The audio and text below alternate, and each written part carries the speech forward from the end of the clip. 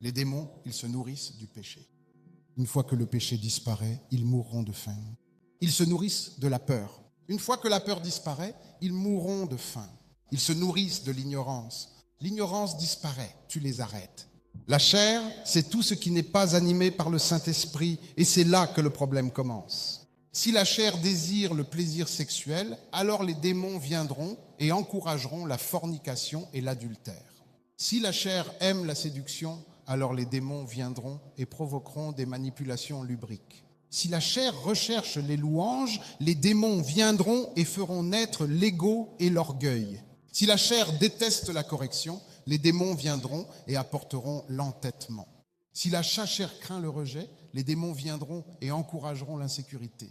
Si la chair aime la rébellion, les démons encourageront les actes immoraux. Si la chair est toujours avide de richesse, richesse, argent, richesse, richesse, richesse, les démons encourageront la convoitise. Si la chair aime la comparaison, les démons feront naître l'envie. Si la chair recherche le gain immédiat, le démon déclenchera la fraude. La raison pour laquelle nous sommes frauduleux, c'est qu'ils veulent un gain immédiat. Si la chair désire les applaudissements, le démon apportera un cœur orgueilleux. Si la chair a soif de vengeance, le démon encouragera la représaille. Si la chair réagit avec colère, alors le démon attisera la rage. Si la chair recherche constamment un confort absolu, le démon encouragera la paresse. Si la chair craint l'échec, le démon encouragera la procrastination. Si la chair aime le luxe, les démons encourageront l'avidité et le matérialisme. Si la chair désire l'admiration, les démons lui apporteront la vanité. Si la chair s'inquiète de l'avenir, les démons apporteront insomnie et hypertension. Si la chair se préoccupe trop de l'opinion des autres, les démons encourageront le besoin de plaire à tout prix. Si la chair recherche des excitations charnelles, les démons encourageront l'abus d'alcool et de drogue. Si la chair recherche la perfection corporelle, le démon encouragera l'obsession cosmétique. Si la chair veut des résultats très rapides, le démon favorisera les raccourcis faciles, les raccourcis faciles, les raccourcis faciles. C'est pourquoi il y a aujourd'hui tant de jeunes hommes qui pratiquent le Yahoo et sacrifient de très naïves jeunes filles qui vont vers eux. Si la chair veut dissimuler ses faiblesses, alors le démon encouragera la tromperie. Si le démon aime la corruption, le démon du mensonge viendra. Si le démon aime l'avortement, alors des démons assoiffés de sang viendront. Si la chair aime le jeu, elle s'associe à l'esprit de Mammon. Si la chair aime la discorde, elle se connecte avec le démon de la discorde.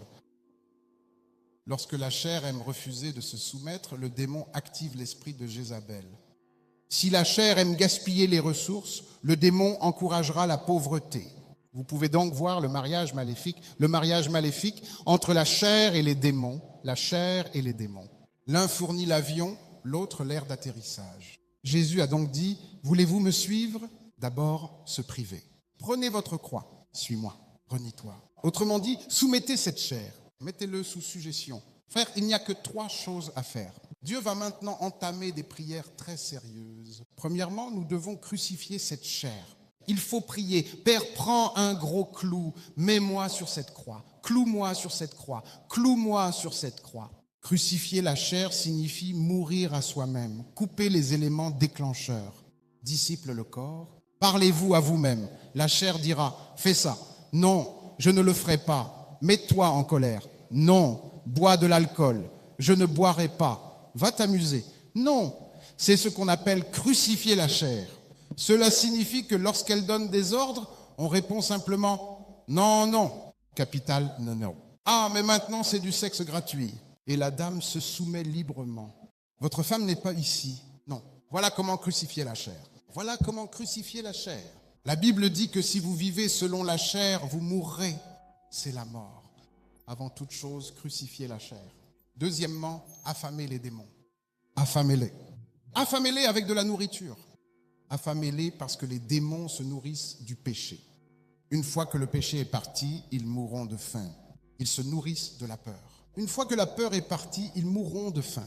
Ils se nourrissent de l'ignorance. Quand l'ignorance disparaît, vous les arrêtez.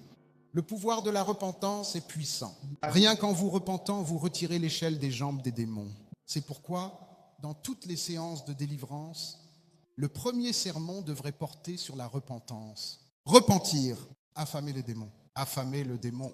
Ils se nourrissent du péché, de la peur et de l'ignorance. Maintenant, affamez-les de sainteté, de connaissance de la parole de Dieu et de prière. Affamez-les de sainteté, de connaissance de la parole de Dieu et de prière constante. J'ai quelque chose à faire. Maintenant, soumettez-vous au Saint-Esprit. Soumettez-vous au Saint-Esprit. La Bible dit, soumettez-vous à Dieu. C'est alors que vous pourrez résister au diable. Soumettez-vous à la puissance de Dieu et alors vous pourrez résister à l'ennemi. Criez, c'est ainsi que je vais faire entendre ma voix d'ici. Feu du Saint-Esprit. C'est le sang si précieux de Jésus. Peux-tu crier cela vraiment très fort maintenant? Sang. Seigneur, je te prie de crucifier ma chair maintenant au nom puissant de Jésus.